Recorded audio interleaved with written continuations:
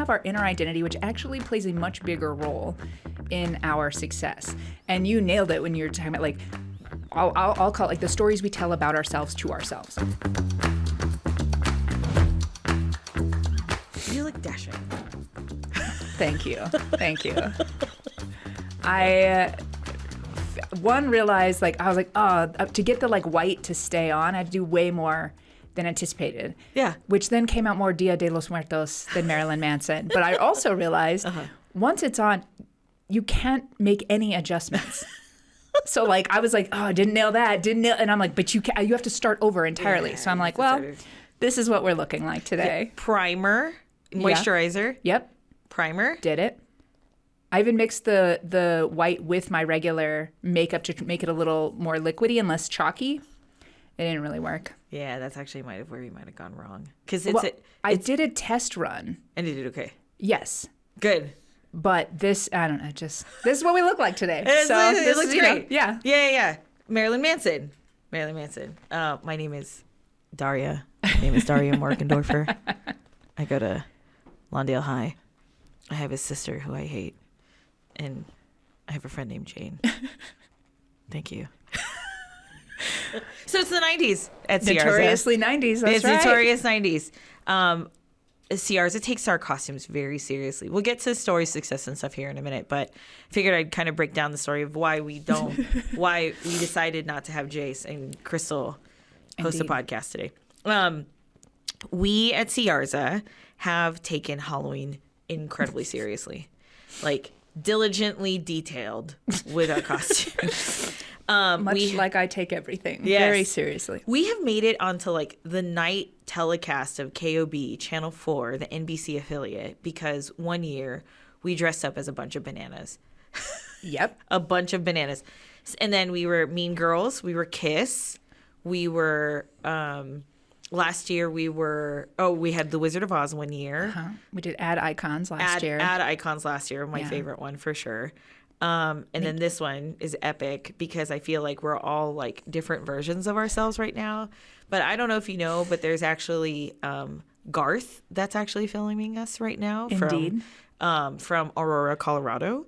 He has a best friend named Wayne. I used to live in Aurora, so I feel you, man. Rock on. And also, I'm sorry because I realized that this is a very squeaky jacket. All of a sudden, I'm like, oh, Garth is going to be so mad. Oh, Garth is going to be so mad. Also, when you talk about different versions of ourselves, I did not purchase this jacket for this costume. I used to wear this jacket for realsies. Why are you embarrassed about this? Because it looks like someone like skinned Elmo and made a coat. And I would just walk around like this was a cool thing to wear. It was a different time, kids, okay? Hot Topic was very in, all right? I'm proud of your keeping. Thank you. I'm gonna sit like this for most of the day. Good idea. So that way I can get into my true identity, which is an angsty teenager from Lawndale High. There was a lot of angst in the 90s. I was re-listening to some Marilyn Manson to prepare. Yeah. And of course, as I was getting ready this morning. He was nuts.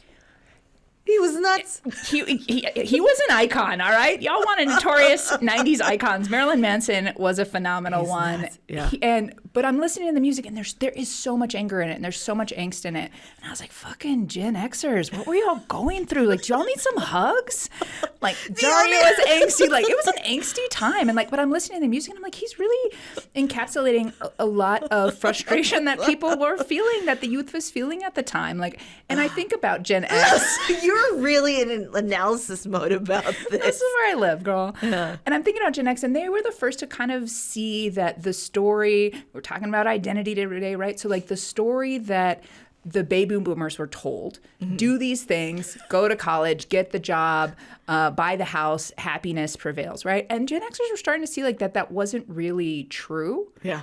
And yet they didn't have another alternative yet. So they were asked to fit into a life that maybe wasn't their own.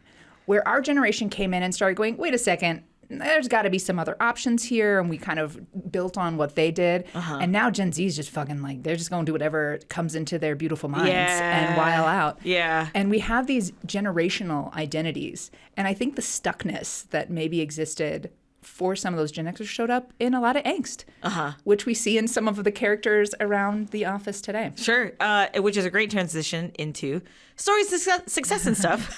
We're talking about identity today. Indeed. And the specific topic of identity is a really fun topic to discuss today, especially because, yes, you were talking about generations. You're talking about how that's developed in terms of the baby boomers versus Gen Xers versus Gen Zers. Millennials, including us, right?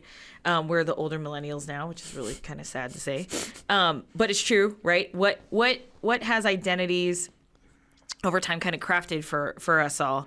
Okay, so you talked about this black coat, the hot topic days. Well, if you could look at your old identity and who you are now, I hope it would be one and the same. However, what would you tell your younger self? If you could go back in time, what would you tell them about identity? What's the lesson that you would have learned? Like this age me? Yeah, this age you. Yeah, yeah. So this age me, I remember a boy in it was sophomore year, and he was like, "Oh, I can't wait to see what costume you wear tomorrow." And I told him, "These aren't costumes. This is style."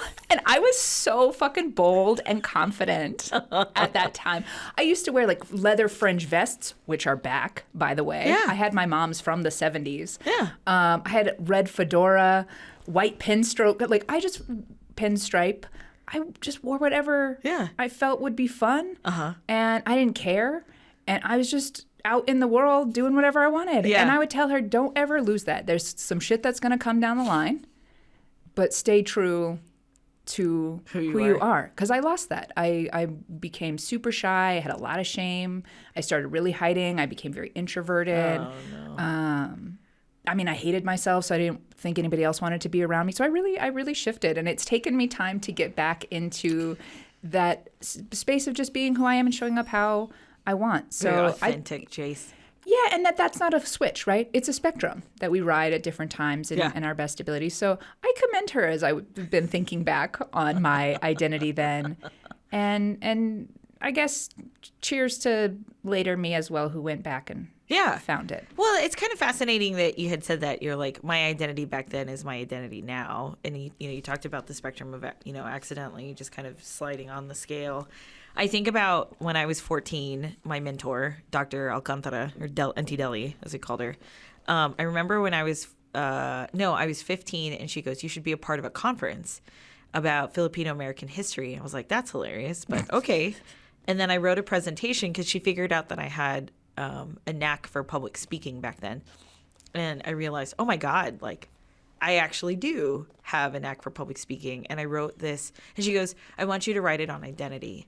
And I said, okay. And she goes, "Talk about your story about how you came from San Francisco, which is predominantly Filipino, and came to New Mexico, which has a very small community of Filipinos, and talk about your identity and how that shifted." And I didn't realize that, number one, she was teaching me how to write a college dissertation because I was essentially talking at an academic conference at the age of 15, not realizing what the hell I was talking about. And then number two, she was actually putting me through a self-discovery process about identity.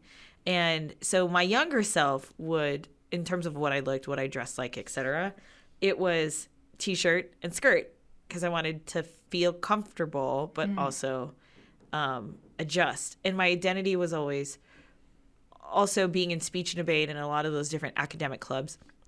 You always had to have professional dress, or as sorority chicks call it, badge attire, right? Always had to look semi-decent, semi-professional. What do they call it? Badge attire. Badge attire? Yeah, because you always wear your badge, which is which is a meaningful symbol of you being a part of the sorority. Oh, your badge. Okay. And so whenever you wear it, it's kind of like a uniform, right? Like you never wear your uniform, or you never wear your medals on like casual dress. You always wear it on like your blues, or something like that. Anyways, so I might have got that wrong, but please don't scrutinize me as a military person. Anyways, so when I was younger, I would just be very comfortable, and then I would always dress up when I needed to dress up, and I loved my professional dress, and then I loved my comfortable dress. And then I realized over time that looking professional became part of my identity, or feeling like a professional, or wanting to be a professional became a part of my identity. And then on top of that, it was also being like, I don't understand. There was no middle ground of casual and fancy. It was, or professional. It was just like I could never do both. I didn't understand that. And so I would always either look like a bum or look super professional. And and then over time I'm like, I would rather look like a bum even as a C-level executive. I was like, so we've come full circle? We've come full circle. Or nothing has changed out of my identity. Yeah, no, I love dressing like a bum. Yeah. I commend you. Yeah. Yeah. Oh, and I think, everybody's identity. So you're talking about CEOs, right? And what the identity they try to shift or who they try to establish themselves with. I will say that the biggest compliment that we've received out of the podcast, which is incredible that we have a base of listeners now. I'm so excited about it. The one thing that they've said was, you never hold back. The both of us. Y'all don't hold back, and y'all are really authentic about it. And I think that when a person reaches that comfort level in public speaking or in conversation where they're so comfortable, that's when I think they truly tap into their identity. I think it's a comfortable space. Yeah, and I love the sense that we're bringing it inside, right? Because we can have our outer identity, which these icons that we're all dressed up as are known for what they look like, how they show up, their characteristics, things like that. But then we have our inner identity, which actually plays a much bigger role in our success. And you nailed it when you were talking about like, I'll call it like the stories we tell about ourselves to ourselves. That becomes our identity. Sure. Yeah. And that's where our success is going to come from those stories we tell ourselves and then tell the world and how we show up. And oftentimes we don't go back and examine them. No. And we're just out there often with the stories we were given in younger years, not directly, right? But we pick them up, and kids are smart. Yeah. They receive and they go, oh, that got me, I have a sense of connection. I'm going to do that more because I want that. Now that's part of who I am. And we start building on that. And we go and like, well, why am I not living the life I want? Why do I not have the things I want? Why am I not at the level of success I want? And oftentimes we can trace that back to our inner identity, what we think we're worth, what we think our value is, what our role we think is supposed to play. Like we talk about like you like wearing your CEO costume. Yeah. Right? That's like now you're playing the C-level role out in the world the way they've like asked you to and whatnot. Yeah. I have to talk about HR and finances all day. Yeah, and that authenticity in public speaking comes when I think, I'm going to throw this out there, that we have examined in our own ways through different paths our inner selves and those stories. We've come to terms with them. And then it's like, yeah, here I am. Yeah. And even with a sense of anger sometimes where I think about my past weirdo self in different degrees, some funny, some harmful and uncool. Yeah. And I think like, what do you want me to do about it now? Yeah. Like I am where I'm at. I'm showing up how I am now. I have changed those stories and my identity inside and out. The hell do you want me to do about that? Yeah. I can't. So here I am. So like, what do I got to hide? So if you were to give advice to a younger professional, and I say this because recently, since the podcast has come out, since the marketing conversations that we have, we're both starting to ramp up our speaking times here in the next 6 months. If a younger person or younger professional, which I'll be speaking about here in a conference soon about power of mentorship, power of mentoring young people, those are the individual, that's like, to me, they're a population that's looking for drafting their profile of an identity, right? Just like a social media bio. Like, how do they write that? I think they'll have a really difficult time doing that because all young people do. And when I say by young people, like high schoolers all the way up to people that just recently graduated and getting into the industry, what advice would you give them on how to be comfortable in an identity of their own? I think that older generations actually have a harder time than this next one. Sure. So like for them, I'm like, I wish they would tell me. They seem to have received information their whole lives. Not all of them, of course, but that it's okay to be who you are. Younger people or older people? Younger people. Okay. Yeah, like Gen X to some degree, but baby boomers. When I work with people in their like, say, 60s around self-mastery stuff, it's so much harder to get them to a space of self-acceptance or even self-reflection and just being okay with who they are. Yeah. Where younger people, they're like, done, cool, got it. It's like it goes so much faster. So I think when we're talking about like being in an identity of who you truly are, they probably could teach us a few things, but I would tell him, like, don't play by the rules.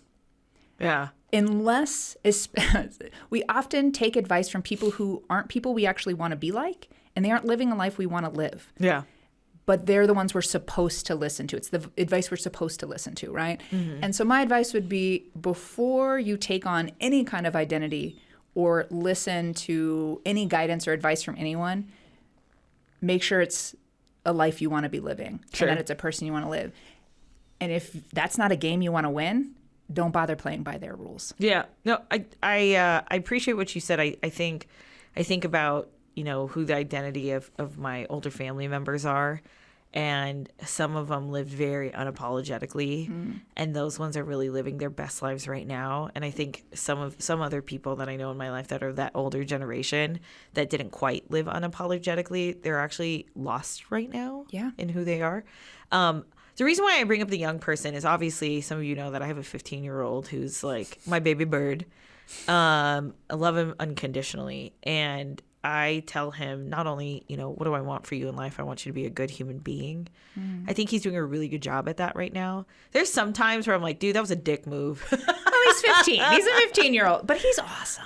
Oh, I appreciate that. I mean, a lot goes to his dad and a lot goes to Spencer. You know, I add my 2 cents in so he can be a good human being. Girl, you better make it $1. No, you're his mom. Yeah, I'm definitely proud of him. And I would say that I worry only because that societal pressure of institutions gets into people's heads about identity. Like, one of the things, and I try really hard not to, I respect his privacy, but one thing I am comfortable about talking about with the both of us is he's very nervous about what college is going to look like for him. And he's a sophomore. It seems like, oh, that's really young, right? Yeah. To be thinking about college as a sophomore, but mom's a planner. Like, he just can't avoid it, right?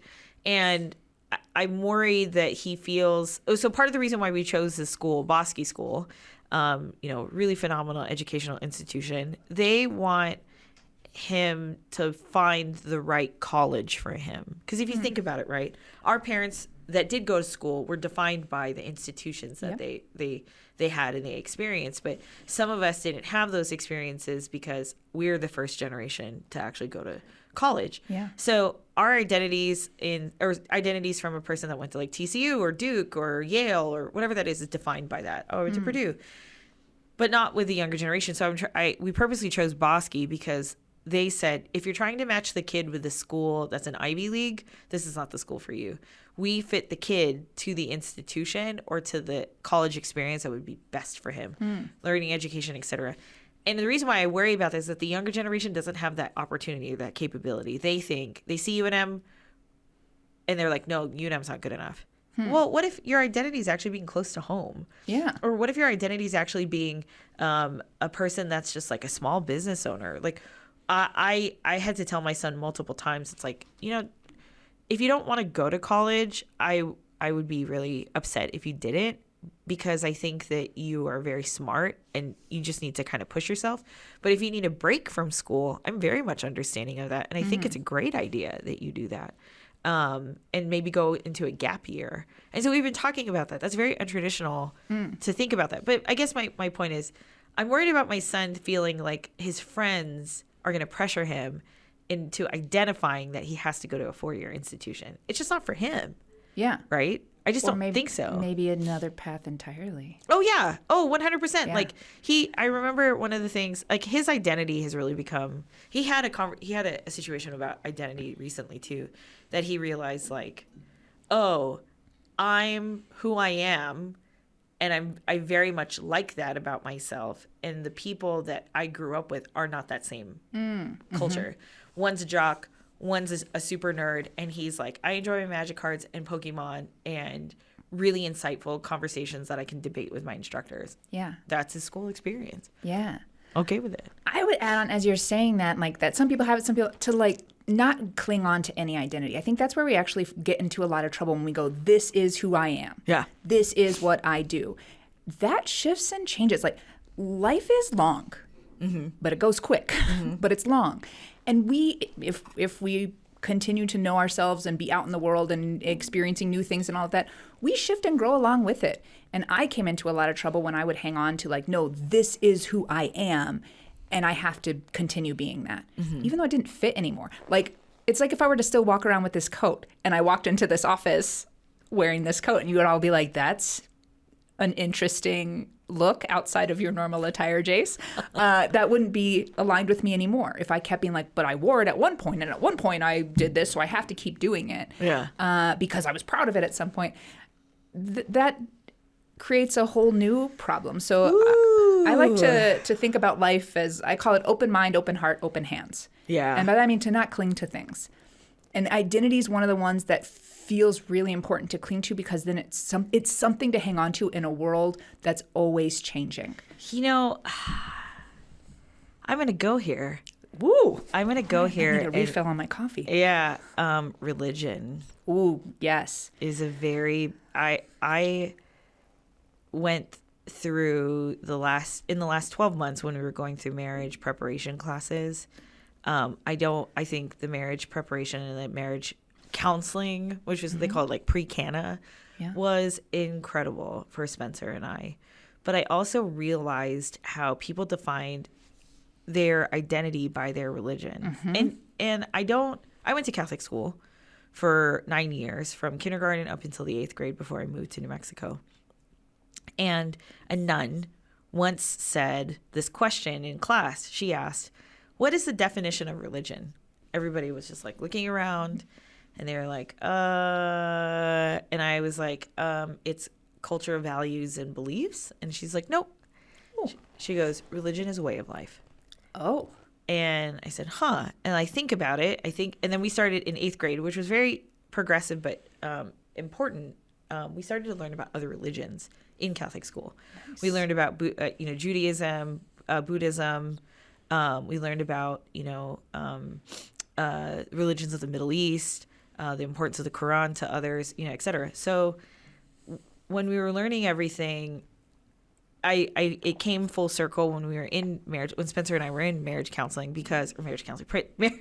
prep, because there's a lot of things that they said to us, which we do believe. Luckily, it is within our value system that marriage is forever, right? Yeah. Marriage is forever for us.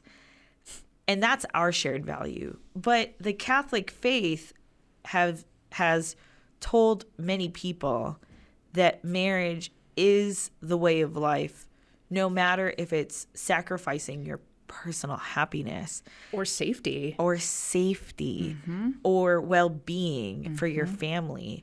And I found it that sometimes, not the Catholic faith in particular, but even if you look at the definition of religion in its form of it's the way of life, people can really lose their identities if they don't think consciously about the lives in front of them and their beliefs in front of them.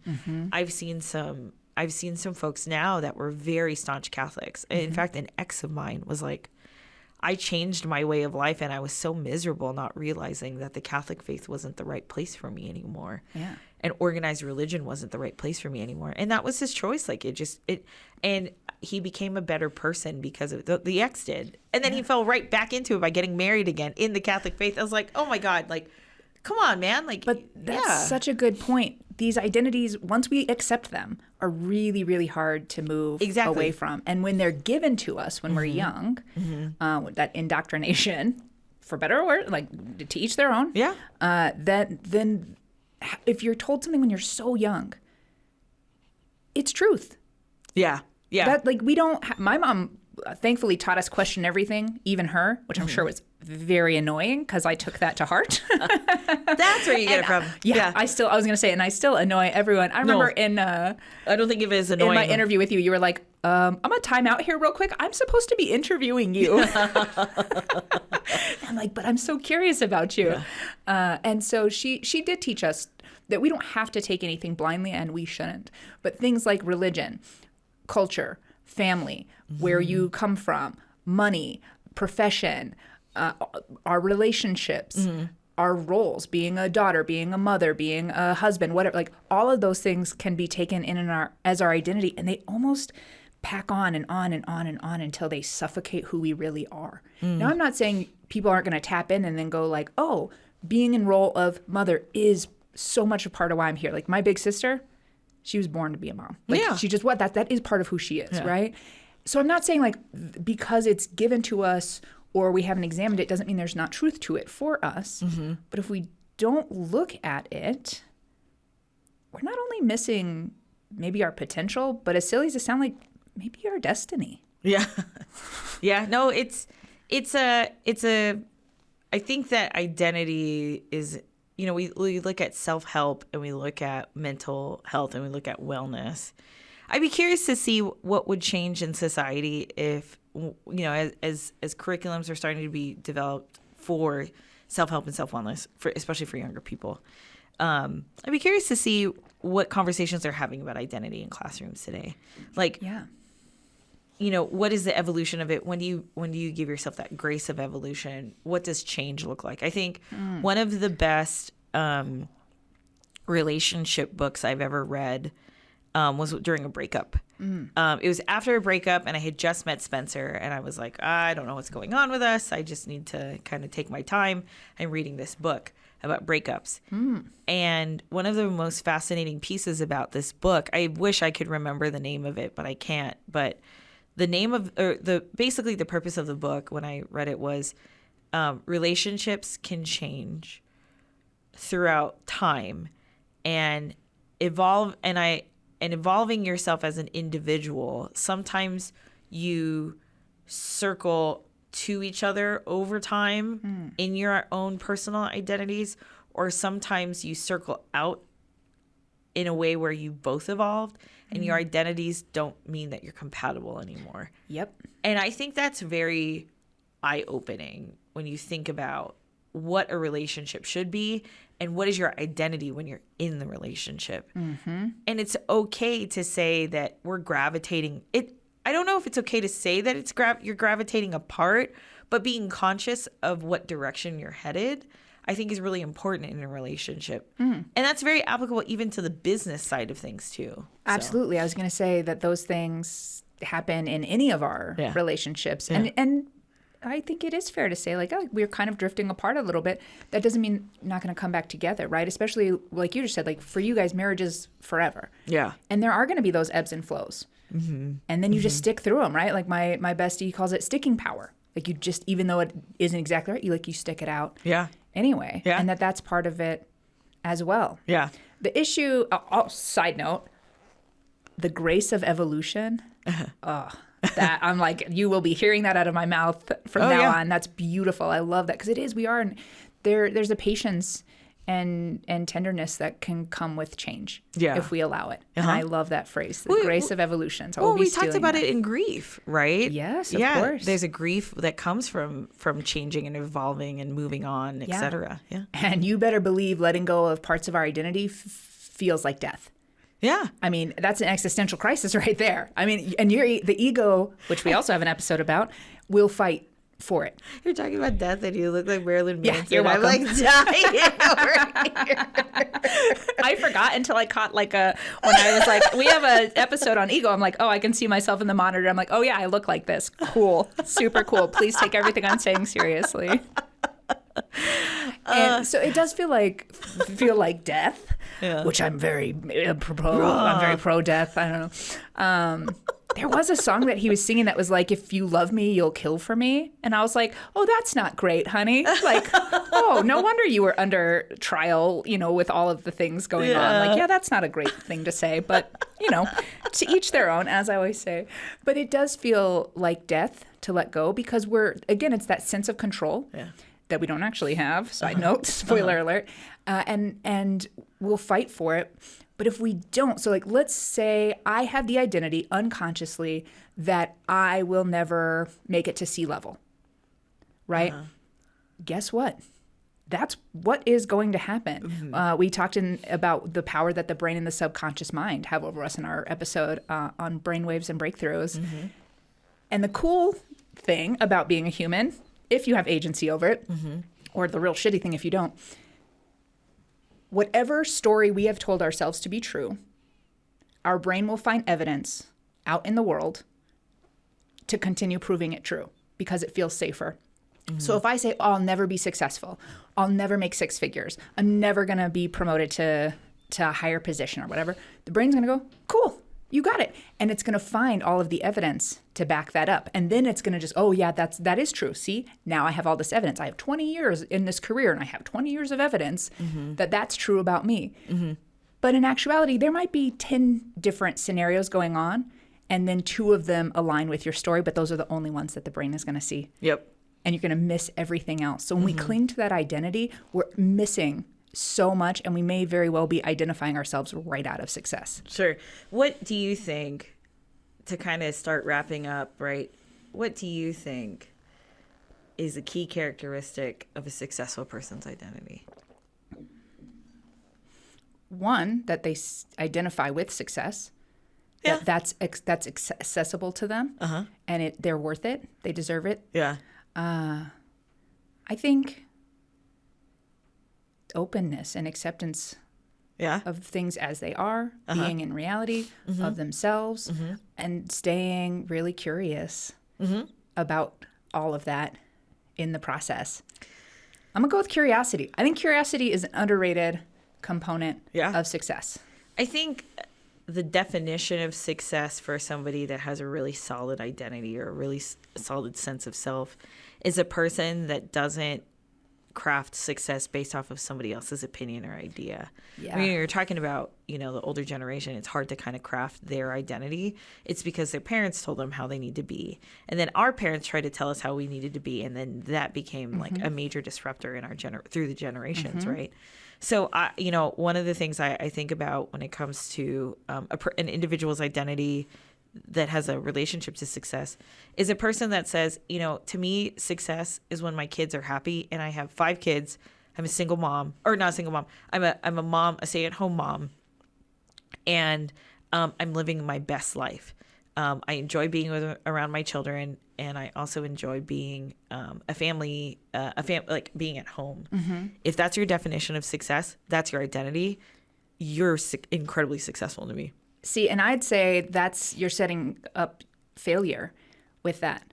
If our identity is based on other people. Oh, yeah. And like if my kids being happy is part of my identity, well, honey, they're not. You have 5 kids, they're going to go through a lot of unhappiness in life, right? So if the identity instead is, I do my best every day as a mom to ensure the health and happiness of my family, that to me is a safer bet than my success is based on the happiness of my family. I really disagree with that because for me, like if I'm not happy, my kids are going to learn how to not be happy with themselves. Like you teach yourself how to be, you teach yourself through actions. Like actions speak louder than words, right? And you learn through, that's how you learn leadership, is that you have to emote what you want to teach, right? You have to be what you want to teach.